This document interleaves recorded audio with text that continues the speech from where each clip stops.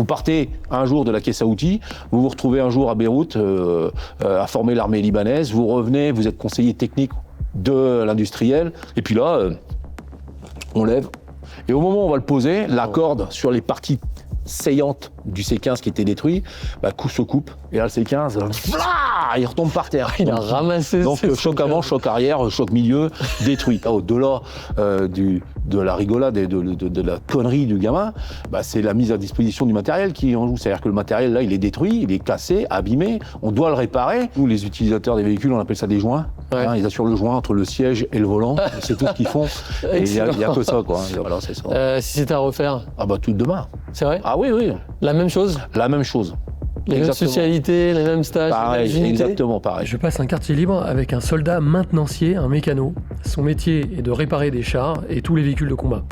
Je vais lui demander les pires pannes qu'il a eu à réparer, quelles sont les différences entre la mécanique d'une Twingo et celle d'un char, et surtout comment il aide les industriels à construire des armes toujours plus adaptées au terrain et aux soldats. Vous êtes dans Quartier Libre, le podcast de l'armée de terre recrute. Et maintenant, c'est parti pour ce Quartier Libre avec l'adjudant-chef Eric. Quartier Libre. Adjudant-chef, je vais vous faire un aveu. J'ai été de ces officiers qui, en mission au Mali ou ailleurs, pestent contre leurs maintenanciers, leurs mécanos qui sont pas capables de leur rendre leur véhicule à temps. Et moi, sans véhicule, je peux rien faire. Vous en avez déjà rencontré des gars comme moi? Moi, je suis un peu comme vous. Je suis ce sous-officier qui peste contre les utilisateurs des véhicules. Ouais. Parce que les utilisateurs des véhicules, si ils veulent qu'on leur donne et leur rende leur véhicule le plus rapidement possible, ils doivent faire un entretien, nettoyer le véhicule et éviter de les bousiller, puisque nous, les utilisateurs des véhicules, on appelle ça des joints. Ouais. Ils assurent le joint entre le siège et le volant. C'est tout ce qu'ils font. Et il y a que ça, quoi. Donc vous vous plaignez souvent des joints? Bien sûr. Le problématique, c'est la formation. La formation de ces gens, elle est pas bonne. Et on va pas se voiler la face. Ça existe depuis la nuit des temps. Les utilisateurs sont mal formés. Ouais. Et forcément, ils restituent ce qu'on leur a mal appris, ou alors ils leur restituent rien du tout. Et on a des problèmes à cause de ça. Donc vous êtes maintenancier, on peut le dire, en quelque sorte, pour dire simple, mécano. Oui. Vous avez travaillé sur tous les engins militaires actuellement en activité. Une grosse partie. Une grosse partie, et ceux qui viennent d'arriver, qu'on a derrière nous. Oui, les deux véhicules que derrière vous. Là, on est à Bourges. D'abord, merci de nous accueillir dans votre atelier. Alors, qu'est-ce que vous aimeriez dire? Là, vous avez dit aux utilisateurs, aux soldats, mais peut-être à leurs officiers, et comment ils les forment dans le usage de leur véhicule.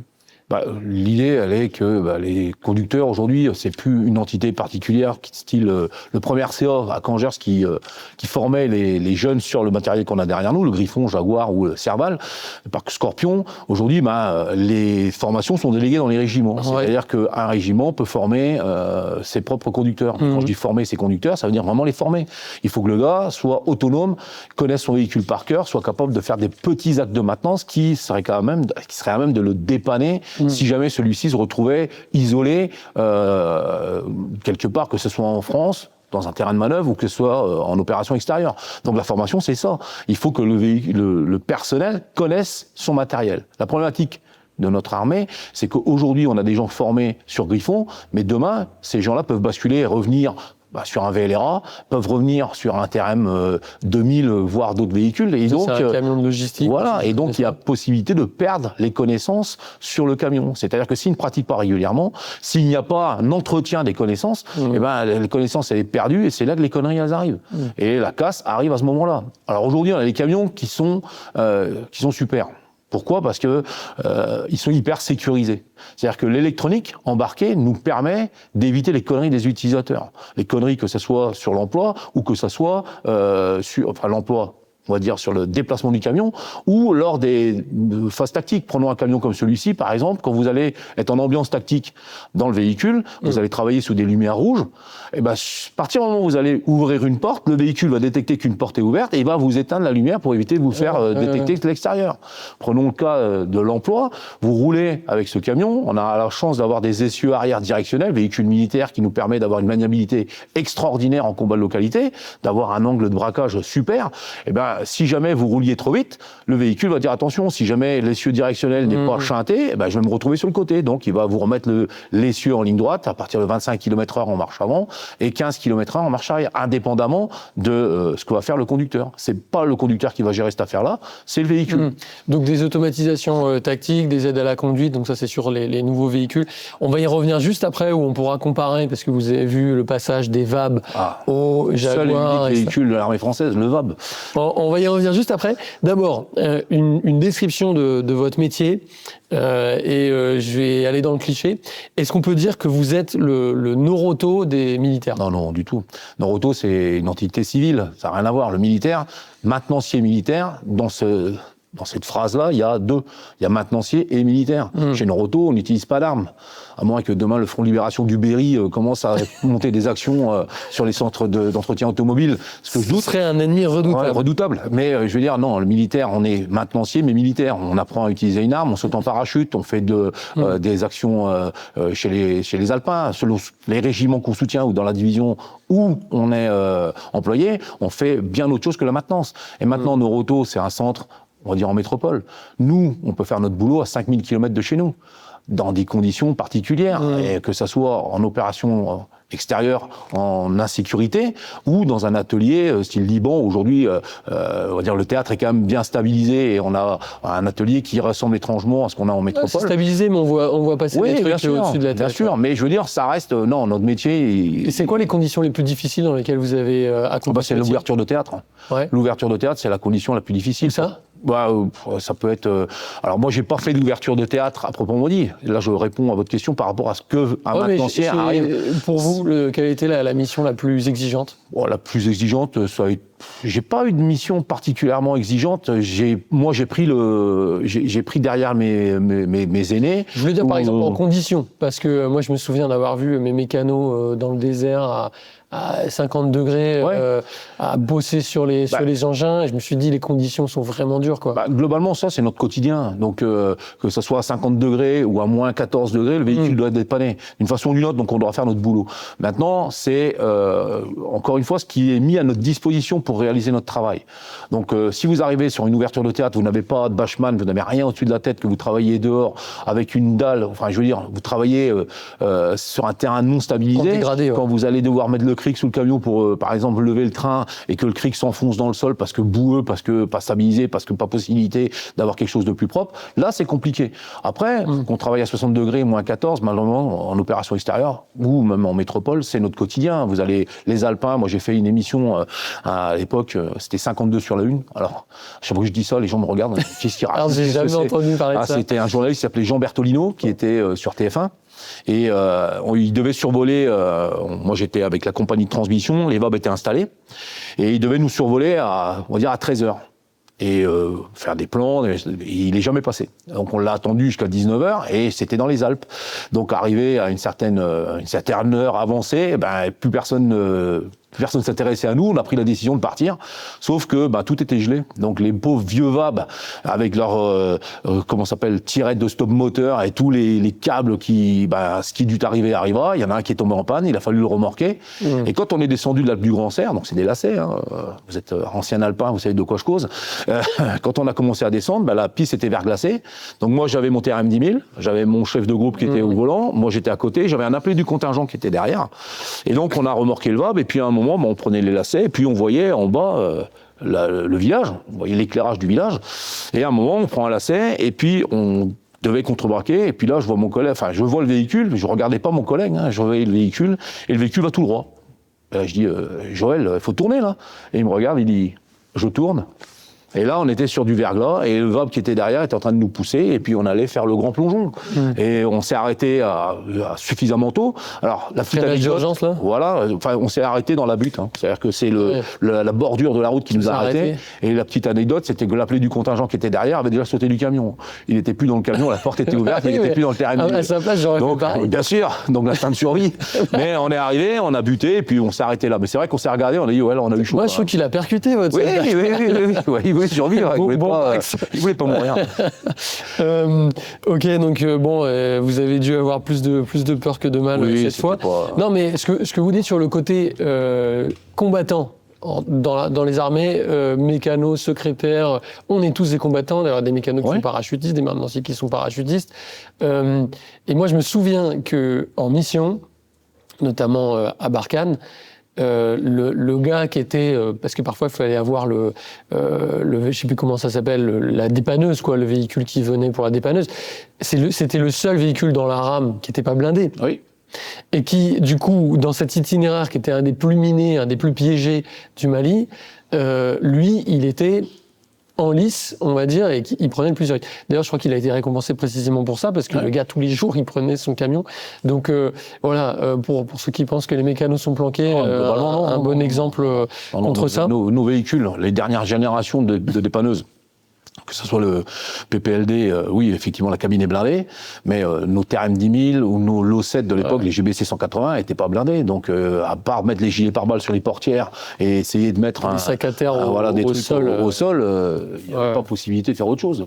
Alors, mon agent-chef, là, vous avez dit les conditions du mécano, elles sont très différentes, mais par son environnement. Je voudrais m'intéresser aussi à la technique.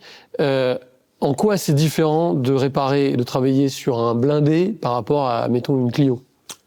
Alors, déjà le gabarit. Quand vous regardez le gabarit, regardez le véhicule qui est derrière vous, le gabarit, vous avez un véhicule qui fait entre 17 et 24 tonnes. La roue, c'est 200 kilos. Donc, oui, c'est 200 kilos juste 200 kilos une roue. Oui, si vous prenez la roue, puisque en opération extérieure, rien ne me dit que j'aurai l'outillage à disposition. Si je dois remettre la roue en place, je vais me servir de 2 barres à mine. Si la roue venait à chuter, je la prends sur... voilà. Il y a une dangerosité déjà. Dangerosité. Ensuite... le matériel en lui-même, notre boulot à nous, c'est de le rendre opérationnel le plus rapidement possible. Chez Noroto, je ne doute pas, ou Feu Vert, ou quelle marque que vous voulez, je ne doute pas qu'ils aient aussi le cœur à vouloir vous rendre votre voiture le plus rapidement possible. Ils n'ont pas les mêmes enjeux opérationnels. Exactement. Nous, notre problématique, c'est que si jamais le véhicule est indisponible, c'est un groupe de combat qui est indisponible. Ah, oui. Ou un véhicule d'observateur d'artillerie. Pire, parce que moi, j'ai vécu avec un véhicule de commandement qui était en panne. En fait, ça perturbe tout un dispositif. Exactement. Donc notre boulot à nous, c'est de le rendre le plus rapidement et dans le meilleur état à nos utilisateurs. Et ce qu'on a aussi comme petite particularité, c'est qu'en opération extérieure, quelquefois on fait des petites manipulations qui étaient parfaitement interdites en France, et notamment sur des gammes de véhicules qui circulent sur route ouverte, pour le rendre disponible. C'est-à-dire on va faire des chintes, on va faire des petites modifications, en attendant, parce que la pièce n'est pas disponible à l'instant T, soit sur le théâtre, soit dans le convoi, et donc on va faire appel à un kit qu'on appelle le kit RNC, de réparation non conventionnelle, qui nous permettent de le remettre en circulation dans un laps de temps, on espère assez réduit, pour pouvoir remplacer la pièce assez rapidement, mais ça nous permet de faire ce genre d'action, ce que vous ne ferez jamais chez Noroto ou aucun centre d'entretien. C'est quoi la réparation la plus improbable en allant chercher une pièce peut-être d'un autre véhicule que vous avez pu faire justement en non conventionnel ? Le non conventionnel, on va rester dans le domaine où on va par exemple avoir une fissuration sur un élément de transmission. Exemple, une boîte de transfert qui serait fissurée suite à un passage un peu difficile dans un secteur. On va mettre de la pâte, de la soudure à froid pour pouvoir colmater, par exemple, si c'est possible, cette fissure, en vérifiant systématiquement que l'huile reste à l'intérieur pour éviter la non-détérioration du matériel. Mais ensuite, ça, c'est du non conventionnel. Ensuite, le prélèvement, oui, effectivement, ça va arriver, et c'est arrivé en opération extérieure. C'est-à-dire que quand vous avez un véhicule qui arrive à l'atelier et qui est vraiment pas mal abîmé, on sait que celui-là, on ne pourra pas le sauver parce que les pièces n'arriveront pas avant le mandat suivant. Malheureusement pour lui, il va servir... Vous cannibalisez. Exactement. Ouais. C'est-à-dire que si j'ai besoin d'un réducteur, d'un pont, d'un moteur pour en sauver 2 autres, j'ose croire que l'officier de théâtre, responsable du matériel, va nous autoriser à prélever les pièces sur ce matériel-là, ce qu'on faisait sur l'ancien matériel. Sur celui-ci, pour l'instant, on va dire que les conditions de soutien ne sont pas encore exactement comme sur le VAP, par exemple, donc on peut peut-être pas encore réaliser ce genre d'opération. Oui, puisque vous n'avez pas encore la pièce, l'expérience ou... L'expérience, on commence à l'avoir. Ouais. Et après, il n'a pas été projeté non plus. Il a fait une grosse opération, c'était le Mali.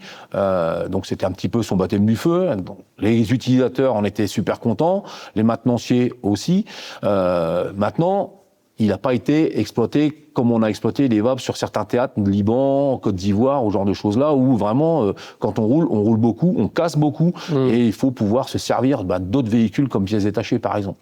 Ça, pour l'instant, ça n'a pas été fait, et ça je pense que c'est pas encore autorisé. Ça vous est déjà arrivé de réparer, de faire une réparation sur un véhicule, de les remettre à l'unité et prier pour que ça tienne le temps de la mission? C'est les maintenanciers, c'est quand on fait une réparation, elle tient toujours. Ok. et le non officiel derrière. Le non officiel, oui, c'est clair. Ouais. Bah alors, quand j'avais vous vraiment, faites le signe. L'idée, c'est que quand on était en convoi, que là, on prend le cas par exemple d'un VAB. Véhicule le plus merveilleux de l'armée française.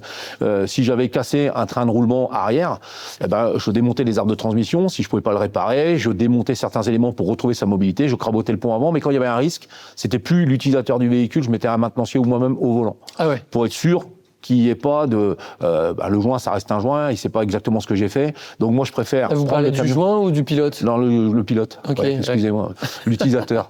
Et donc, l'idée, c'était quand même... J'aime pas beaucoup ce terme que vous utilisez depuis tout à l'heure. C'est vous qui avez accroché avec l'histoire que vous détestiez le maintenancier parce que vous vous rendez pas Non, j'ai pas dit que j'ai détesté. J'ai pas dit que j'ai détesté, mais en effet, c'est vrai que parfois, on boue parce qu'on peut pas aller sur le terrain, on n'a pas les moyens qu'on a. Donc, dans ces cas-là, vous avez mis votre pilote, un maintenancier. Voilà, quelqu'un qui connaît le matériel, qui connaît mieux que l'utilisateur, qui sait les conséquences qu'il y aura dû à la réparation de fortune qu'on a fait. Exemple, on pète un flexible de frein, eh ben le flexible de frein, on va le colmater, parce qu'on n'a pas le flexible à l'instant T sur le convoi, et on va le colmater, et ben ça va être un mécano qui va prendre le véhicule pour l'emmener jusqu'à une base de soutien, puisque il y aura une roue qui sera pas freinée, et il y a un risque potentiel. Le risque est toujours mesuré, on essaie de le mesurer au maximum. Après, on est en convoi, on peut pas laisser le véhicule stationner là, on viendra le chercher demain. Non, c'est pas possible. Il faut que le véhicule continue à rouler d'une façon ou d'une autre. Donc, c'est notre boulot. C'est l'initiative dont je vous parlais tout à l'heure, avec la possibilité de ces maintenanciers de dire, OK, ça, je peux le faire. Ça, il y a un risque. Je vais informer quelqu'un qui connaît peut-être mieux le véhicule que moi sur ce qui risquerait de se passer. Et puis après, on le ramène, quoi. Notre boulot, c'est de le ramener.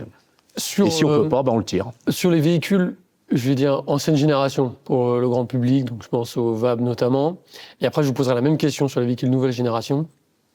Est-ce qu'il est possible, mettons, on est dans un théâtre Centre-Europe, vous avez une panne sur votre VAB, je dis n'importe quoi, une panne moteur ou autre chose. Est-ce qu'il est techniquement possible d'aller prendre une véhicule civile qui est par là, désosser, prendre une pièce et le mettre sur le VAB où il y a vraiment incompatibilité totale entre ces deux matériels? Après, dans l'absolu, soit la pièce est disponible sur un autre. Alors, un matériel, prenons le cas du moteur MAN ou moteur MIDS sur le VAB, c'est pas des véhicules qui, enfin, on veut dire, c'était monté sur d'autres véhicules. Le S45, je sais pas, encore une fois, c'est pareil. Hein. Je connais pas, moi. C'était un bus. Ouais. C'était le bus qu'on avait dans l'armée française quand on allait chercher les appelés à la gare. C'était le même moteur. Okay. Il était monté à plat. Donc, on pouvait récupérer des pièces et les interchanger sur notre camion. Ça, c'était réalisable sur des vieux matériels. Pourquoi? Parce que le moteur MIDS a été fabriqué, refabriqué, peut-être modifié selon le véhicule sur lequel il était monté, mais le fond restait le même. Ici, sur les véhicules modernes, on est sur des circuits multiplexés avec des calculateurs. Un calculateur, aujourd'hui, il est paramétré pour un type de motorisation, par exemple. Peut-être que le calculateur moteur, pour discuter avec ses injecteurs et leur donner des ordres, il a été paramétré pour ce type d'injecteur-là. Si je prends un autre calculateur sur un autre véhicule que je mets en place, il y a des grandes chances que ça ne fonctionne plus. Et c'est aussi la problématique de ce nouveau matériel. On a des possibilités extraordinaires avec ces réseaux multiplexés, puisqu'on peut lancer des tonnes et des tonnes de messages, donc on peut récupérer plein d'informations pour faire fonctionner différents récepteurs. C'est des ordinateurs sur exactement, des roues. Ce qui n'était pas réalisable sur des vieux matériels comme le VAB. Mais donc ça, avantage, et du coup, inconvénient, c'est moins réparable, plus difficile à... C'est plus difficilement réparable. Quand le calculateur veut plus discuter, s'il n'y a pas un mode dégradé pour faire fonctionner le véhicule il s'arrête là. On doit le remorquer, le ramener à la caserne. En plus, j'imagine qu'il y a tout ce qui est de l'ordre du secret, parce que c'est aussi des technologies propriétaires qui sont très protégées. Bien sûr. Ça, c'est quelque chose auquel vous avez affaire, qui vous bloque dans votre travail? Bien sûr. C'est-à-dire que là, aujourd'hui, si vous voulez travailler sur un véhicule comme ça, il est hors de question de ne pas travailler en filaire. C'est-à-dire que si vous voulez brancher votre valise de diagnostic, la valise diagnostic, vous ne serez pas en c'est un circuit fermé. Il va falloir la brancher sur le camion pour rester au contact, communiquer avec le véhicule, mais pas par un réseau hertzien, puisque le réseau hertzien est piratable. Et donc, il est hors de question. Ce qui serait le cas, par exemple, sur un véhicule civil? Sur les véhicules civils, certaines valises, à part, bien sûr, il faut pouvoir brancher sur la prise OBD, donc la prise diagnostique, un moyen de communication, et après, avec la valise, vous pouvez discuter directement dessus, quoi. Ça, sur nos véhicules, pour l'instant, c'est avec les sécurités informatiques, c'est pas réalisable. Donc finalement, moi forcément c'est ce que j'entends de la part des utilisateurs. Je suis évidemment pas mécano et je connais. D'ailleurs, en plus ces engins, je les connais pas parce que j'ai pas été déployé avec. Vous disiez ils sont tout récents, ils ont fait qu'une seule mission. Mais qu'est-ce que vous répondez à tous ces soldats qui se plaignent que ces véhicules soient justement des ordinateurs sur des roues, trop technologiques, et que ça casse, ça chauffe, c'est moins rustique qu'un VAB comme on a pu avoir auparavant? Alors le problème, c'est qu'on a deux discours. Vous avez le discours de l'utilisateur qui est jamais monté dedans, qui n'a pas fait de manip et qui, pour lui, l'appréhension de voir les IHM aujourd'hui, c'est-à-dire les interfaces homme-machine, voir un ordinateur, puisque ce sont des ordinateurs, d'avoir un écran tactile, d'avoir un deuxième écran, mais ils sont habitués. La technologie que vous employez là-dedans, c'est votre voiture. C'est-à-dire que les petites manettes VDC, là, le Variant Display Control, qui vous permet de naviguer sur les différents écrans, c'est ce que vous avez sur votre voiture. Globalement, on n'est pas perdu quand on monte dans un Griffon. Quand on monte à l'intérieur du véhicule pour le poste de pilotage, je ne parle pas de la maintenance, mais je parle bien du poste de pilotage, vous n'êtes pas perdu. Vous voyez les écrans, c'est ce que vous avez sur aujourd'hui les voitures modernes, c'est exactement la même chose, vous avez le même confort, la même chose. Ça, ils sont pas perdus. Mais quand ils vont l'utiliser derrière, effectivement, ils ont peut-être une appréhension de se dire c'est quand même moderne, c'est quand même ceci, c'est quand même cela, c'est peut-être pas adapté à l'armée, puisque quand on monte avec nos fusils, le fusil se cogne partout, il y a des écrans partout, il y a des risques de casse, des risques lors des phases d'installation, oui, mais il y a quand même la clim. Vous avez la climatisation aujourd'hui à l'intérieur du véhicule qui clime complètement le véhicule. Prenons le cas du VAB Ultima, l'intégration de la climatisation. Moi, j'ai fait il fait 48 degrés à l'intérieur. Voilà, j'ai fait l'intégration, la climatisation. Quand on a discuté avec les gens de chez Arcus, on leur a dit mais votre clim elle fonctionne pas. Elle dit si, elle fonctionne très bien, mais la clim n'était pas intégrée. Ah, dans le VAB, il vous disait ça? La clim n'était pas intégrée. Le pilote, il avait un semblant de brise, un filet d'air chaud. Globalement, c'était pas prévu pour ça, mais c'était pas prévu pour les utilisateurs. C'était prévu pour l'électronique embarquée. Ah, d'accord. Pour que l'électronique n'ait pas de variante importante au niveau des températures et donc elle conserve son mode de fonctionnement. Et quand on leur a dit, mais pour les utilisateurs derrière, c'était pas prévu pour les utilisateurs. Encore une fois, là, le soldat français a encore utilisé d'ingéniosité. Qu'est-ce qu'on avait fait? On avait coupé des bouteilles d'eau. Et on avait enquillé les bouteilles d'eau dans les diffuseurs de clim. Et la partie qu'on avait coupée, donc c'est-à-dire la partie pour boire, on l'avait incrustée dedans pour avoir un filet d'air frais au niveau du cou, quoi. Donc, voilà, on s'était adapté. Et donc vous regrettez pas finalement l'ancienne génération de véhicules? Ah non. Vous avez vécu le passage, du VAB, on va dire plus rustique, une machine dont tous les soldats, je pense, qui nous écoutent, dans lesquels ils ont travaillé, là à des véhicules nouvelle génération. Comment vous avez vécu cette bascule? Parce qu'on a quand même monté en gamme en technologie, en équipement. Bien sûr. Alors, il y a eu deux aspects. Le premier aspect, déjà, l'utilisation du camion en lui-même, c'est-à-dire le confort. Le confort, on ne peut pas comparer un véhicule Griffon comme vous avez derrière avec le poste de pilotage d'un VAB, où la vitesse avec les superbes aiguilles était aléatoire. Hein. Vous rouliez entre 20 et 90 km/h, puisque vous n'aviez pas une donnée parfaite. Il paraît que, moi, ce qui m'est remonté dans les rétex, il y a des soucis de jauge dans certains véhicules. Vous avez entendu parler de ça? Des jauges de carburant, des jauges de carburant. Ah oui, ça existait déjà à l'époque du VAB. Hein. Ah ouais? Oui, bien sûr. C'est courant.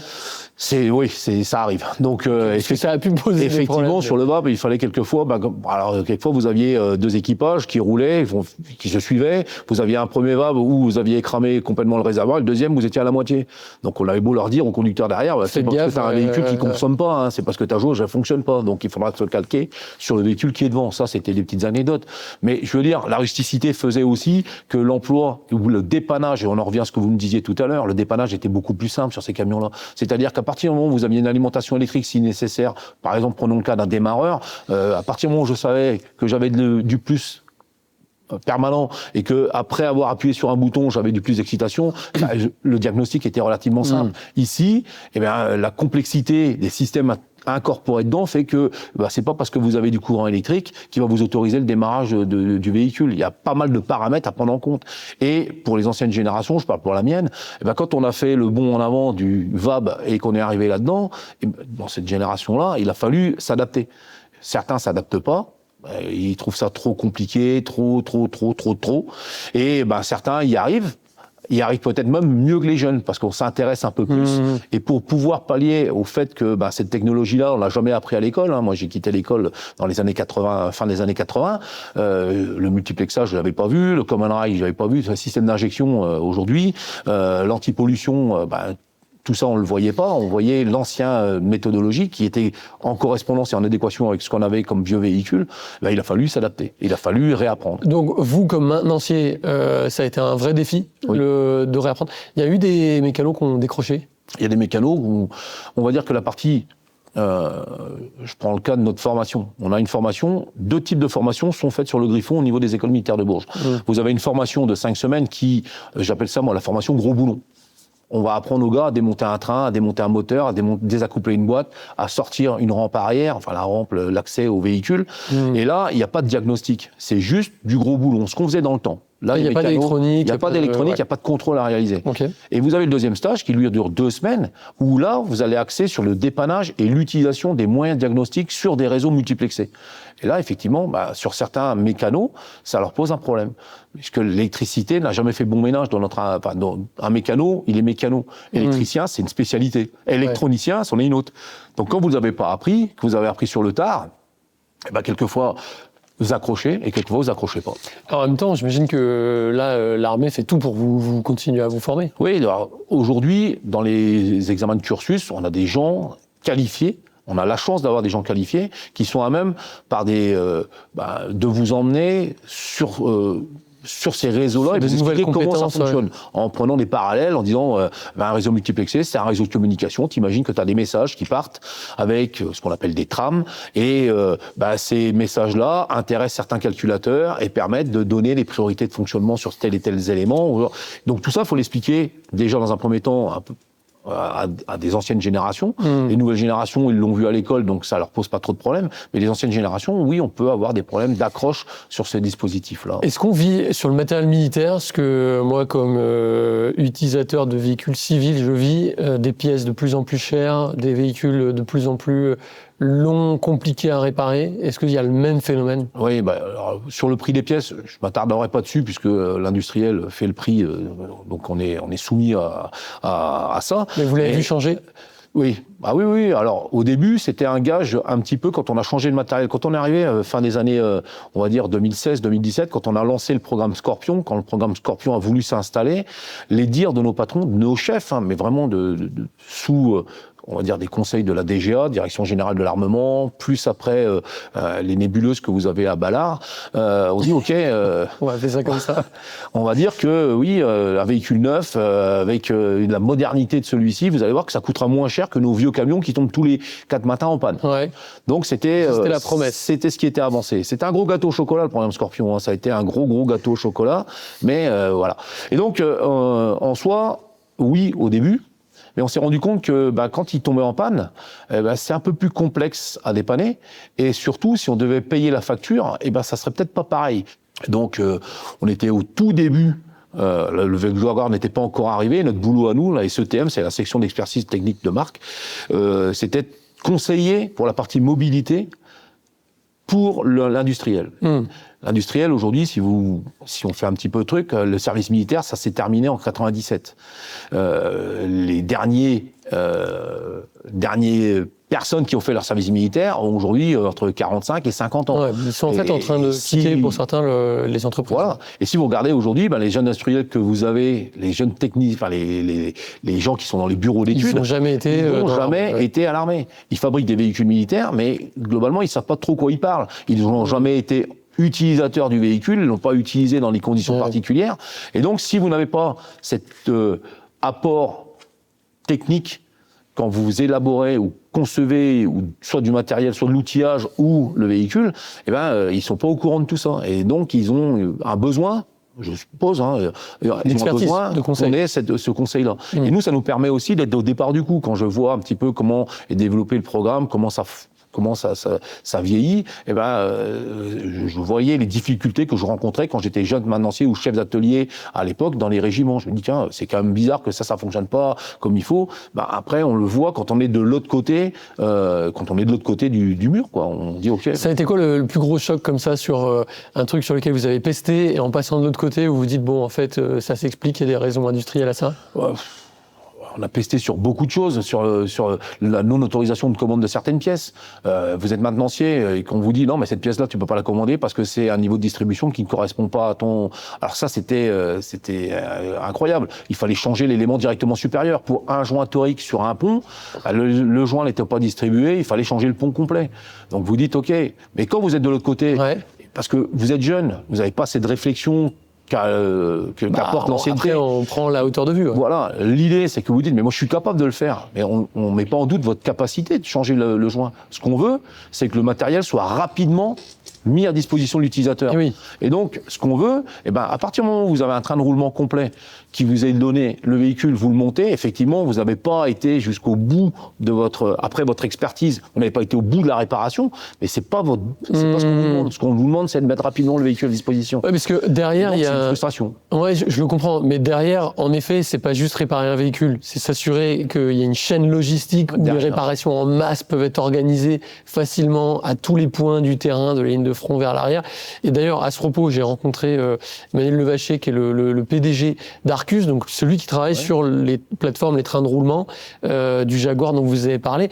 Et typiquement, moi, il m'a dit que le véhicule a été conçu pour avoir des gros kits, en fait, dans chaque véhicule, comme s'il était composé de, je dis n'importe quoi, 4, 5, 6 blocs, et que finalement, on remplace tous ces blocs. En effet, je peux comprendre que ce soit frustrant si le boulot d'un mécano, il a envie de réparer la petite pièce à l'intérieur, mais le véhicule a été conçu en kit, quoi. C'est quelque chose que vous vivez, ça. C'est ça. Alors, globalement, après, avec le recul et l'expérience que j'ai d'avoir travaillé avec l'industriel, c'est ça, c'est exactement ça. C'est-à-dire qu'on a la frustration de ne pas pouvoir aller au bout de notre réparation, mais il faut voir un petit peu au-delà. Ce que je veux, moi, c'est avoir un véhicule qui, demain, le conducteur, le groupe de combat embarque, vont faire leur boulot. C'est ça notre job. Ça va peut-être coûter plus cher, le véhicule tout de suite à disposition de l'utilisateur et rapidement à disposition de l'utilisateur. Donc voilà. Après, on a des frustrations. La plus grosse frustration sur le Jaguar, c'est que j'ai un moteur compact. C'est-à-dire que vous avez un groupe de refroidissement qui couvre complètement et masque complètement le moteur. Vous avez un moteur, vous avez une boîte de vitesse, vous avez une table de renvoi.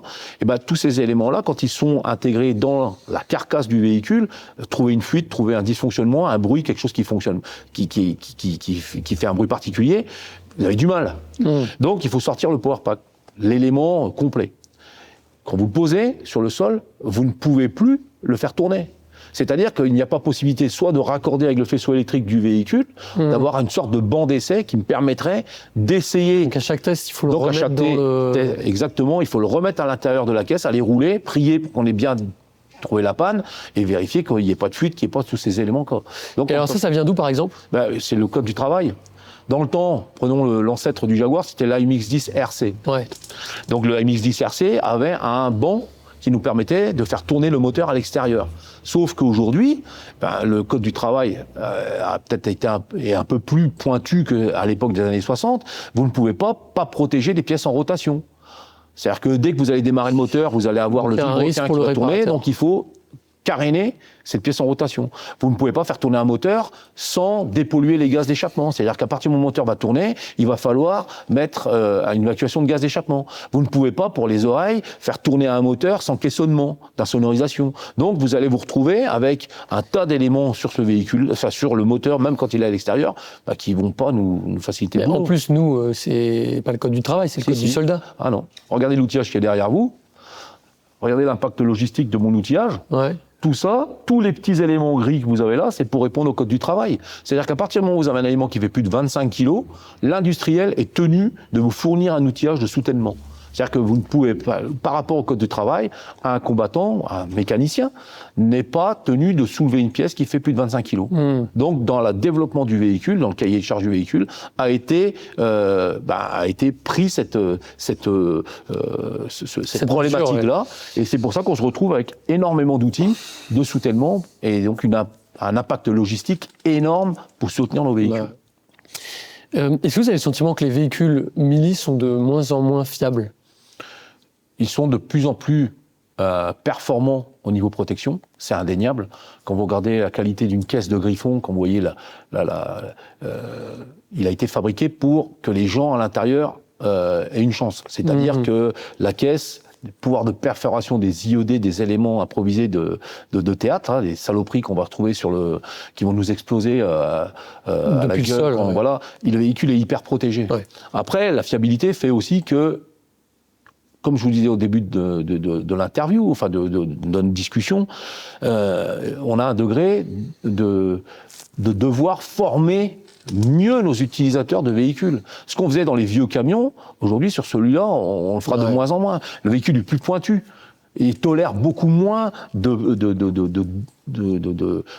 défauts, comment on appellerait ça, d'inattention des utilisateurs, parfaitement. Oui. Aujourd'hui, c'est ça. Même s'il est sécurisé, même si on a essayé de faire un maximum pour éviter que l'utilisateur fasse moins en moins de conneries, s'il n'est pas bien formé, on va avoir de la casse. Sur les vieux matériels, ils étaient plus rustiques, les moteurs étaient plus rustiques, le matériel était plus rustique. Celui-ci, c'est plus. Je pense que ce qui va changer, c'est aussi le renouvellement des générations de soldats, parce que je peux comprendre que quand on a travaillé 5 ans, 6 ans, 10 ans sur un VAB et qu'on bascule d'un autre, on a pris des habitudes. En effet, c'était une bête, le truc, on n'allait pas l'abîmer, c'était un véhicule très rustique. Et donc, ces soldats-là peuvent être perturbés, mais avec la nouvelle génération qui arrive, eux, ils vont naître quasiment dans le programme Scorpion et dans ces appareils. Peut-être qu'ils vont ils vont prendre des bonnes habitudes tout de suite. Après, la problématique, il y en a plusieurs. Et il y a effectivement l'utilisateur, mais il y a aussi le fait qu'à une époque, on a fonctionné en parc. C'est-à-dire que les régiments avaient une dotation de véhicules mis à disposition dans un parc, mais que les unités n'étaient plus détenteurs de leur matériel. À partir du moment où il n'y a plus à partir du moment où ça ne nous appartient pas. Mais nous, on est les premiers à le regretter. Oui. Pareil. Même si on y revient, aujourd'hui on y revient, on se rend compte de l'erreur. Les changements ont été faits par le commandant. Mais la mentalité, elle n'était pas. C'était compliqué de trouver un utilisateur qui était capable de nettoyer son véhicule, de le réintégrer. Parce qu'on les avait pas sous la main. On les avait pas sous la main.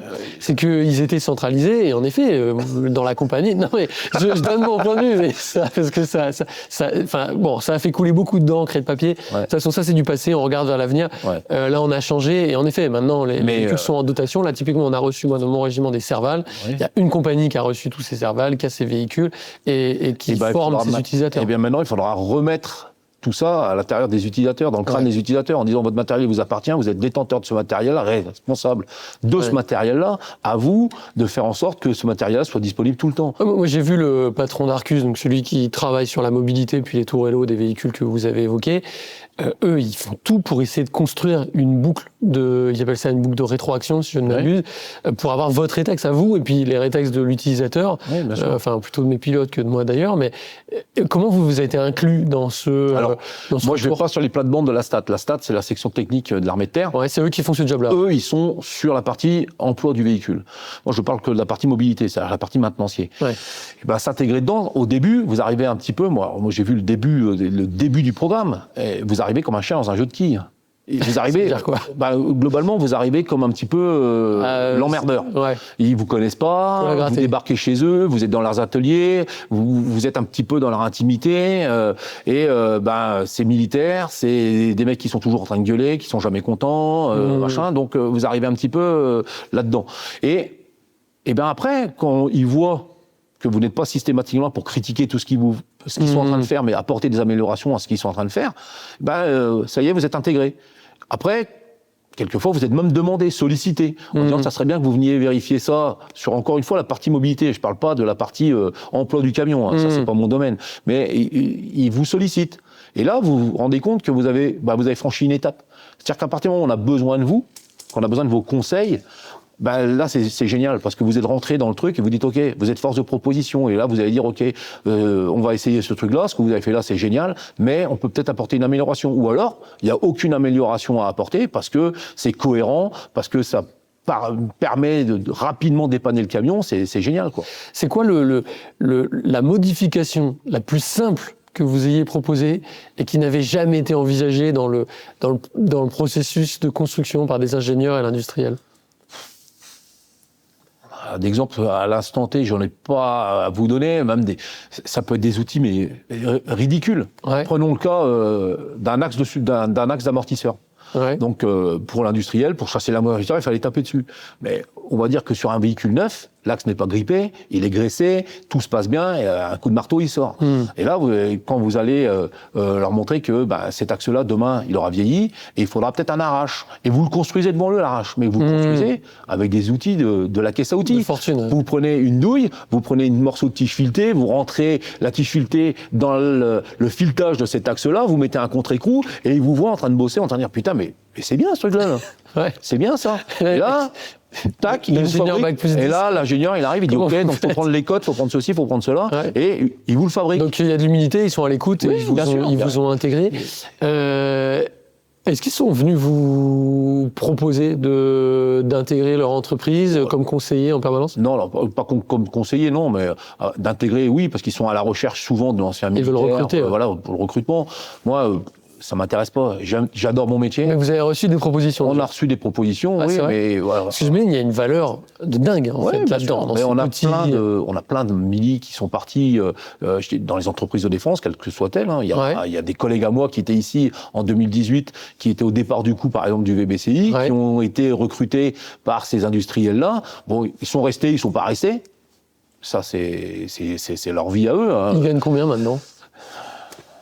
Suffisamment. Ouais, beaucoup. Non, suffisamment. Et vous avez jamais eu envie de passer non, moi, mon métier, j'adore mon métier. L'avantage de mon métier, c'est que je suis parti de pauvre troufion qui était dans une caisse responsable de la caisse à outils à responsable d'une équipe, responsable d'un atelier, à responsable en opération extérieure de plein de choses. Ensuite, j'ai vieilli, je suis passé formateur, donc j'ai fait de la formation, que ce soit pour les utilisateurs dans les régiments, parce que il était hors de question que les utilisateurs, contrairement à d'autres régiments, ne passent pas à l'atelier, ne passent pas 3 jours avec moi pour leur expliquer comment on faisait les niveaux, comment on faisait ceci, comment on faisait cela. On le fait dans mon régiment. Ça, c'est pas C'était à le dire. Et donc, l'idée, c'était qu'ils passent chez moi et que moi, je les forme et que s'il y avait une connerie de faite parce que le niveau n'avait pas été bien fait, j'étais au courant parce que c'est moi qui les avais formés, donc il n'y avait pas de problème. Donc, ça m'a permis de faire ça, de faire de la formation après aux écoles militaires de Bourges, dans le premier séjour de 2008 à 2018 sur un matériel que j'adorais, donc le VAB. Donc, ça m'a permis d'essayer de délivrer des messages, d'avoir un petit peu un rôle de transmettre une information, mais de pas non plus de façon un petit peu trop descendante. Voilà, il faut rester un petit peu au niveau des outils, enfin des maintenanciers, de partir après dans un autre. Est-ce que il y a que l'armée qui fait des trucs pareils, de partir après dans un truc d'expert technique, de faire un autre métier, d'être au contact de l'industriel, de revenir ici, de voir des gens extraordinaires, de faire différentes mutations, d'aller dans différentes régions de France, d'aller en opération extérieure. Ouais, j'ai fait le Liban. En plus, j'ai eu l'avantage de participer au don du président Hollande. Quand le président Hollande en 2015 a donné du matériel à l'armée libanaise, j'ai été formé les Libanais, donc j'ai été détaché au sein de l'armée libanaise pour former les utilisateurs de VAB hot, ou les Mephisto, là, avec les modules d'élévation. Donc j'ai formé les conducteurs dans les régiments libanais, donc j'étais intégré dans le régiment, et après j'ai été à Fadjima, dans leur pôle de formation, dans leur pôle de soutien, où on réparait les véhicules. Et là, pareil, j'ai formé les mécaniciens, puisque le VAB est depuis longtemps dans l'armée libanaise, mais les VAB équipés de boîtes de vitesse automatique et de moteurs Mides, ils en avaient pas. Donc il a fallu les former, il a fallu leur apprendre, leur montrer l'outillage et tout ça. Et ça, il y a que l'armée qui peut nous faire des trucs pareils. Donc c'est quand même un super truc que vous n'aurez pas à Noroto. Demain, Noroto, ils vont pas faire de la formation sur la 207 nouvelle génération. Non, nous, on fait ça. Et c'est ça. Vous partez un jour de la caisse à outils, vous vous retrouvez un jour à Beyrouth à former l'armée libanaise, vous revenez, vous êtes conseiller technique de l'industriel. C'est un panel extraordinaire. Une progression de carrière, des changements de destination. Je veux pas faire trop la Pravda pour vendre, on est tous les deux des passionnés, mais moi ça m'a touché que vous le disiez. Dans tous ces métiers que vous avez évoqués, il y a eu ce passage à la transmission au sens où vous êtes devenu un formateur. Qui vous a appris ce métier? Parce que la pédagogie, c'est quand même un métier à part. Vous l'avez appris comment? Alors, je vais pas dire, et je vais surtout pas me vanter parce que je déteste ça, c'est pas inné, mais j'aime bien parler. J'aime parler aux gens, j'aime le contact avec les gens, j'aime bien voir si le gars a compris ce que je lui ai raconté, trouver une méthodologie, si jamais ce que je lui ai dit en direct ça fonctionne pas, par un autre moyen de lui montrer comment ça fonctionne, de voir au moment s'il a compris dans les yeux ou pas. C'est-à-dire que si je vois qu'il me fait oui pour me faire plaisir, un peu principe. Ah, j'ai ça au quotidien. Les petits chiens que vous aviez sur les bancs, les trucs arrière. Mon adjoint disait comme vous. Ça, c'est le stagiaire de référence. Il est comme ça. On ne sait pas si c'est oui, non, c'est pas ce qu'il raconte. Et donc, c'est de montrer en disant non, t'as pas compris, là, t'es en train de me faire oui pour me faire plaisir. D'ailleurs, parce qu'il est midi et que on les tu vas aller comprend, manger. c'est pas leur. C'est aussi que parfois, c'est normal, on n'a pas envie d'admettre qu'on n'a pas compris. Bien sûr, mais moi je veux pas que fin de stage, 2 heures après, ou 2 ans après, ou 6 mois après, il me téléphone en me disant vous vous souvenez, on m'avait parlé de ce truc-là, mais j'avais pas compris à l'époque. Est-ce que vous pouvez me dépannage par téléphone? Bien sûr, ça existe. On est là pour ça aussi, mais quand il part avec le maximum d'informations dans le sac à dos, un stage qui dure 5 semaines, c'est à 1000 feuilles. Hein. Vous allez emmagasiner des infos. S'il y a une info qui n'a pas été comprise, la deuxième derrière sera difficile. Et puis, quand il va être tout seul face au véhicule, il n'arrivera pas à le dépanner. Ce que je veux, c'est qu'il soit le plus démerde possible, qu'il parte avec le maximum d'informations d'ici et qu'il soit, pour son unité, pour son régiment, qu'il soit autonome. C'est quoi pour vous les qualités d'un bon jeune mécano aujourd'hui? L'initiative. L'initiative, c'est-à-dire que l'écoute, déjà d'écouter les anciens. Bon, alors les anciens, il y en a qui racontent des conneries. On va dire que c'est pas une garantie. L'âge n'est pas une garantie non plus de savoir tout faire. Mais ce que je veux dire, c'est que il faut être à l'écoute. Il faut faire preuve d'initiative, ne pas avoir peur de demander, de dire ok, je sais que c'est pas de notre niveau, mais qu'est-ce que je pourrais faire pour apporter un petit peu mon truc et comment je peux faire pour dépanner ça? C'est ça qu'on leur demande, d'être intéressés.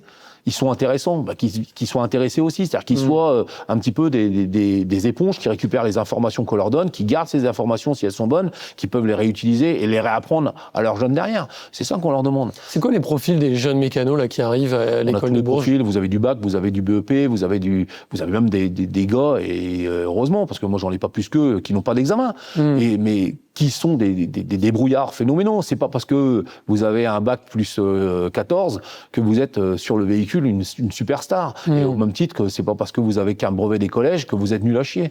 L'idée, c'est que ces gens apportent toujours quelque chose. Maintenant, il faut accepter de partager.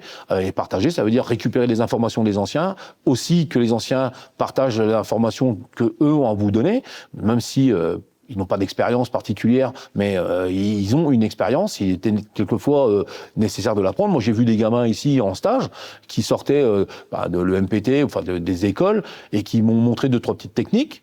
Que c'est vrai que j'avais pas pensé à l'instant T, donc vous voyez qu'il y a quand même des trucs qui sont intéressants dans la formation. Vous leur apportez des choses, mais vous en récupérez aussi. Bien sûr, quand je récupère quelque chose, au stage suivant, je vais pas dire que c'est quelqu'un qui me l'a dit. Hein. Je me l'attribue. Je suis quelqu'un de malhonnête et donc je me l'attribue à moi pour le donner directement aux autres. Moi, je suis pas du tout mécano. C'est pas faute d'avoir essayé parce que mon père, pour le coup, il est mécano. Alors, il travaille pas sur des engins comme ça, mais sur d'autres.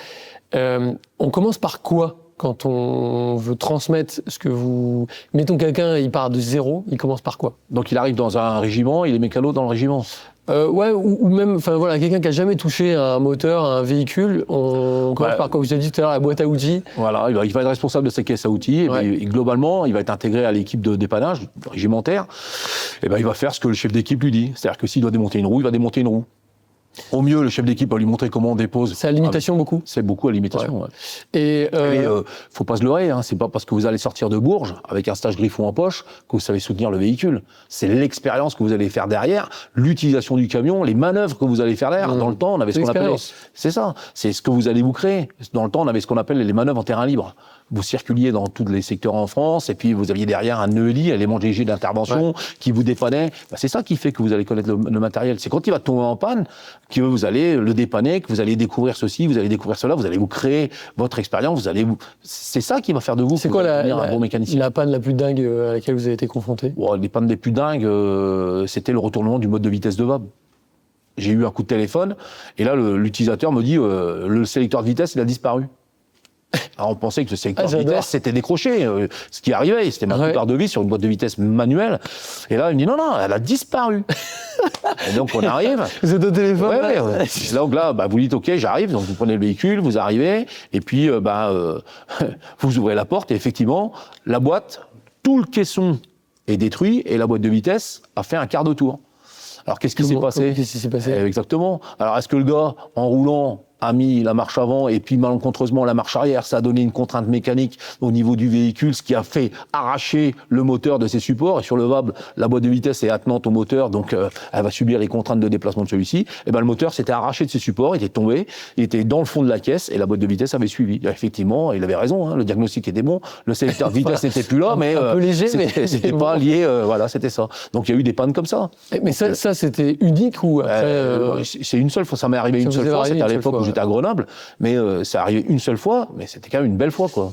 Donc il y a un rôle un peu d'enquête quand vous voyez des trucs comme ça, parce qu'il faut nourrir l'industrie en disant regardez, ce truc-là est arrivé. Bien sûr, après vous regardez aussi, vous allez mener l'enquête. Est-ce que c'est récurrent? Est-ce que c'est des problèmes qui arrivent souvent? Est-ce que c'est des problèmes qui seraient peut-être liés à une mauvaise utilisation? Est-ce que c'est un entretien qui est pas bien fait ou un acte de maintenance dans l'atelier qui est pas bien fait et qui fait que quand on oriente ça ou ceci ou qu'on serre ça de trop et ça provoque des problèmes, c'est à vous de mener l'enquête, effectivement. Et c'était aussi un petit peu le rôle de mon métier à Gien, quand j'étais en expert technique. C'est là où on vous sollicite aussi en disant tiens, il y a eu un accident, est-ce que vous pouvez venir voir, est-ce que le véhicule a perdu les freins, est-ce que ça, voilà, vous menez une petite enquête. Donc c'est aussi un des volets de notre métier, quoi. Et là, typiquement sur les véhicules dernière génération, c'est quoi la panne la plus fréquente? Pour l'instant, on n'a pas assez de rétexte. On a eu des pompes hydrauliques. Pas mal de pompes hydrauliques alors, est-ce qu'elles sont sous-dimensionnées? Est-ce que la qualité de l'huile est pas bonne? On ne sait pas. Mais on a eu des problèmes de pompes de tare, par exemple, des pompes de tare qui avaient des petits soucis. On a eu quelques soucis sur certains éléments mécaniques. Mais à côté de ça, pour l'instant, le rétex, il est assez faible. On n'a pas. Effectivement, je vous ai dit qu'il a été déployé, au Mali. Actuellement, il peut être dans les pays. Seule mission. Voilà, il est dans les pays de l'Est. Et en Roumanie, on attend un petit peu d'avoir un peu plus de rétex là-dessus. Et voilà. Bon. On sait qu'ils se tankent pas mal. On a pas mal de photos où on voit les véhicules dans les fossés. Ils sont plus hauts aussi. Ils sont plus hauts. Et les cages sont et puis c'est particulier lourdes. d'avoir un train arrière directionnel. Si vous ne le chantez pas en tout terrain, le train arrière directionnel, quelquefois, au lieu de vous donner un coup de main, il vous plante. Donc ça fait partie, on en parlait, de la formation des utilisateurs. Il faut que les utilisateurs soient formés correctement sur du tout-terrain ou quand vous conduisez sur l'asphalte. C'est quoi la suite pour vous, là? Moi, la suite, j'ai encore quelques années à faire au sein de la formation ici sur Bourges, notamment sur ce camion-là. Là, vous êtes toujours un poste de formateur. Hein. Formateur, ouais. Donc là, je vais rester au sein des écoles militaires de Bourges, toujours sur la formation Griffon dans le domaine Scorpion. Et puis, ça va m'emmener jusqu'à la mise à la ferraille. Et puis, après, comme mon vieux VAB, je partirai normalement dans les années 2030. Lui, il partira à la ferraille, on partira en même temps. Ouais. J'ai vu les derniers véhicules VAB arriver dans les années 90.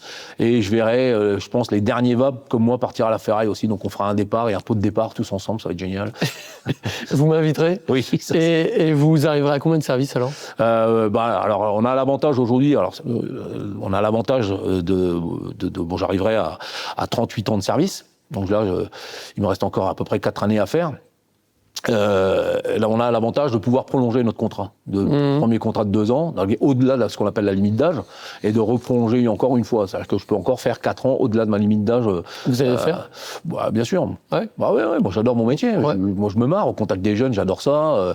C'est génial de pouvoir. Qu'est-ce que vous voulez que je reste faire chez moi, me potager, assis sur le canapé, à regarder ma femme qui est encore en train de travailler parce qu'elle est plus jeune que moi et que malheureusement elle. Je sais pas, vous avez pas. Mon père il répare des bagnoles anciennes, il est passionné par ça. Je vais réparer des... Ça vous intéresse pas de basculer à des véhicules? Ça n'empêche que le week-end, je peux basculer. Alors, j'ai l'avantage d'avoir 4 enfants, moi. Et 4 enfants qui ont des vieilles voitures comme la mienne. Ah. Et donc, la réparation, je les fais le week-end. Vous avez quoi comme bagnole? Alors, moi, j'ai une 207 et une Twingo. Après, quelle génération? Ma Twingo, c'est la première génération. Donc, c'est le moteur à l'époque de la 4L qui est monté dedans. Ouais. Donc, elles tombent régulièrement en panne. Là, elles sont en collection, là, ces voitures. Oui, elles sont en collection. Et, elles roulent de moins en moins parce qu'elles consomment beaucoup. Ma 207, c'est un modèle qui a 12 ans et qui commence aussi à tomber un petit peu, à tomber en panne. Ma femme a un Capture. Bon, c'est pas le Capture, le problème, c'est ma femme. Hein, c'est une femme. Enfin, j'ai rien contre personne. Hein. Coupe. Donc, elle fait pas attention. Hein. Donc, le préchauffage, la phase de chauffe de la voiture. C'est les véhicules qui sont pas bons. C'est fait pour rouler. Et donc voilà, moi j'adore mon métier. Tant que l'armée a besoin de moi, je suis disponible à 100%. Et puis on verra après la suite. Et qu'est-ce qui vous a amené dans l'armée? J'ai toujours voulu faire ça. Ah oui, c'est vrai. Plus vieux que je me souvienne, quand je me rappelle, ma mère, elle a encore les vieux cahiers de l'école, où, vous vous souvenez, les professeurs vous demandaient ce que vous vouliez faire. Et j'ai toujours voulu faire militaire. Ah, c'est marrant. Ah ouais, j'ai eu cet axe-là. Quand j'étais petit, je m'étais abonné à un truc... C'était un abonnement et ils vous envoyaient les écussons de militaires. Ouais. Et je me suis rappelé ça dernièrement, parce que après, je voulais plus être militaire quand j'étais jeune. Et en fait, comme quoi ça titille dès petit. Moi, ça m'a titillé très jeune. Moi aussi, ouais. Et puis, moi, je jouais pas avec les petites cuisines, les machins. J'avais mon fusil, mon casque. Je jouais. Voilà, c'était la guerre, c'était l'armée. Et vous vous souvenez le jour où vous êtes allé frapper à la porte d'un centre de recrutement? Je me souviens pas de cette phase-là, mais par contre, je me souviens de mon premier trajet en train. Pourquoi ça m'a marqué. Quand j'ai quitté la maison pour partir à Pamiers, j'ai traversé la France. Vous étiez d'où? Je suis breton d'origine. Et donc, ce premier trajet en train, je m'en souviendrai toute ma vie. Ah bon? Pourquoi? Parce que j'avais plein de gars qui, eux aussi, allaient pour la première fois. Avaient des coupes de cheveux bizarres et des sacs... Regardez, maintenant, la coupe de cheveux, je peux plus... mais on se voyait... On se regardait, on dit toi tu vas à l'armée, on discutait, c'est les premières conversations, on dit toi tu vas où? Moi, c'est marrant parce que j'ai vécu pareil. Ouais. Et ce premier trajet-là, je m'en souviendrai toujours. Et quand je suis arrivé à la gare à Toulouse, le premier embarquement dans le bus, l'accueil du caporal-chef conducteur, c'est pas le film Full Metal Jacket ou Forrest Gump où le gamin il se fait engueuler comme... Mais c'était un peu ça, l'accueil était un petit peu particulier. Un peu musclé, ouais. Voilà. Et puis le premier chef de section. Le premier saut en parachute, le premier ceci, premier cela, tout ça, ça marque. Et c'est il était comment votre premier chef de section? Il était un peu énervé. Quand il y avait un gars qui est dans une piscine avec un sac à dos en train de nager, et puis qui sort de la piscine, qui vient à côté de vous comme ça, qui dit vous m'impressionnez pas, en gueulant, en regardant tous s'arranger. On est proche de Full Metal Jacket. Ouais, mais c'était pas mal. C'était quel grade? Il était chef. Chef. Ouais. Un super chef, super proche de ses hommes, droit. Très, mais génial, quoi. Quand tout le soir, on allait boire un coup, c'est le premier à payer son coup, machin et tout. Mais par contre, le lendemain, c'était chef, et puis on repartait, c'était génial. Il y a des choses qui changent en bien, et heureusement, et parmi les points que vous avez évoqués. En tout cas, est-ce qu'il y a un chef, à un moment, ou un subordonné qui vous a vraiment inspiré, qui vous a j'avais un transformé? Un adjudant. Alors, je vais vous raconter une petite anecdote assez rigolote. Ou pas. Je suis à Toulouse, je suis caporal-chef, responsable d'un atelier gamme commerciale, donc les véhicules de gamme civile, et on est appelé en dépannage parce qu'un gamin a pris un C15, est parti à Castelnaudary, s'est planté à Castelnaudary, donc la gendarmerie nous appelle pour venir récupérer le camion. Donc je pars avec un appelé du contingent, parce que j'étais caporal-chef engagé, on prend le TRM 4000 l'O7 avec un plateau derrière, et on arrive à Castelnaudary. Donc je me gare pour pouvoir, je fais marche arrière, je prépare... le chargement du C15 qui était plié, et je ne vois pas l'action que fait mon appelé du contingent. Et je le vois trop tardivement essayer de faire basculer la remorque pour charger le C15. Mais j'ai dit non, touche à rien, il faut délocter avec un V1, on va plier la remorque, on va charger le C15 avec le treuil impeccable. Mais j'avais pas vu que, juste avant, il avait touché le détrompeur du crochet de remorquage.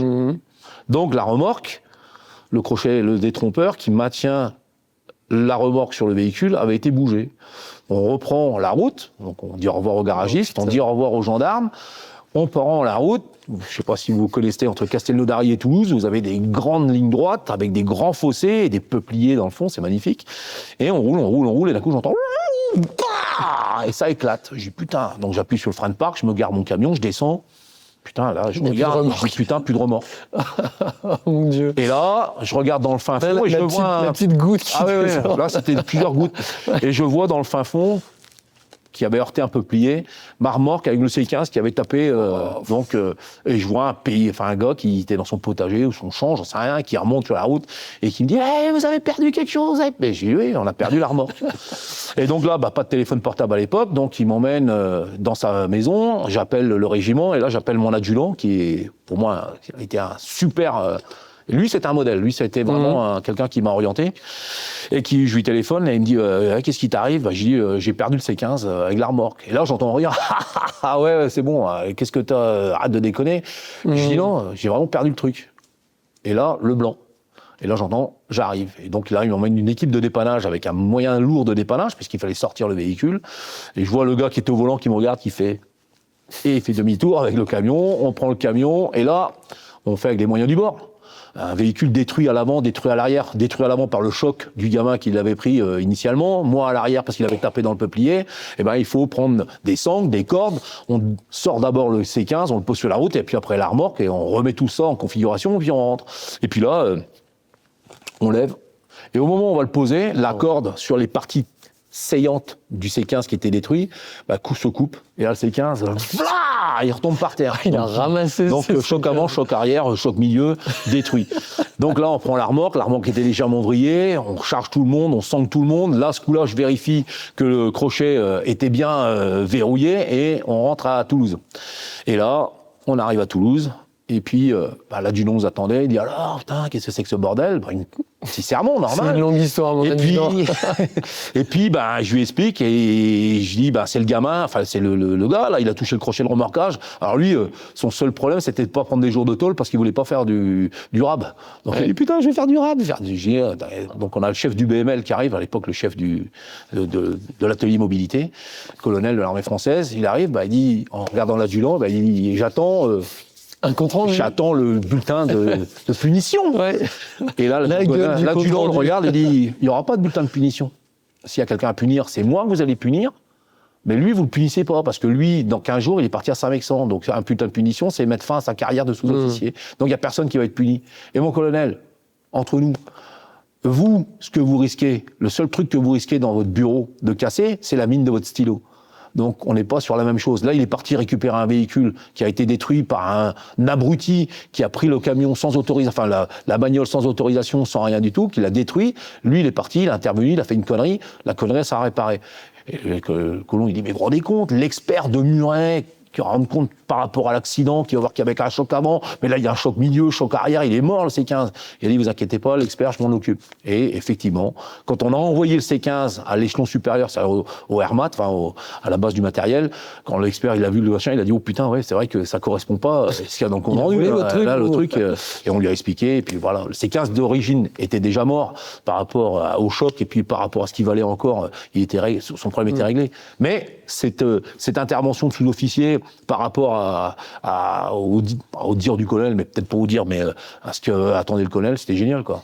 On sentait qu'on était couvert par un vrai chef, c'était un vrai patron, c'était quelqu'un qui avait une poigne, un sous-officier extraordinaire, et était qu'adjudant, quoi. Pour vous, c'est ça, un chef, c'est quelqu'un qui protège ses hommes? Globalement, vous êtes responsable de vos hommes, vous êtes responsable de ce qu'ils font. Si c'est bien, c'est bien, si c'est pas bien, si c'est une connerie, vous le sanctionnez vous, mais après, vous êtes là aussi là pour amortir un petit peu voilà, c'est votre boulot de patron. C'est ça votre job, c'est de dire ok, quand c'est mal, je lui dis que c'est mal, quand c'est bien, je lui dis que c'est bien, quand c'est moyen, je lui dis t'as été moyen, mais bon, t'as fait ton boulot, quoi. T'as pas grand chose à te reprocher. Ça, oui, ça c'est ça les chefs. Donc, ça, 38 ans de service. Là, j'ai 35 ans de service. 35 ans de service, donc, ça ira bientôt à 38. Voilà, c'est ça. Si c'était à refaire. Tout demain. C'est vrai? Ah oui. La même chose? La même chose. Les mêmes spécialités, les mêmes stages, pareil, les mêmes unités? Exactement pareil, tout pareil. Ok. Tout pareil. Est-ce qu'il y a une devise là dans votre âme? Je sais que c'est la Saint-Éloi bientôt. Alors oui, Saint-Éloi par Saint-Éloi vive. Alors moi je suis du train, donc c'est vrai que maintenant quand on entend les gens du matériel nous dire par le Saint-Éloi vive le matériel, j'aimerais autant qu'ils disent vive la maintenance. Ça engloberait tous les maintenanciers, tous ceux qui transforment l'acier dans les régiments. Mais bon, on va leur laisser leur devise. Non, moi la devise c'est de j'ai pas de devise particulière, c'est de faire mon job et puis voilà, quoi. C'est super, je vous souhaite de le faire encore longtemps. Merci. Allez, bon adjudant-chef, à bientôt, merci beaucoup. Armée de terre, peux-tu le faire? Pour le savoir, s'engager.fr. L'armée de terre recrute 16 000 soldats et 5 000 réservistes par an et forme à plus de 100 métiers.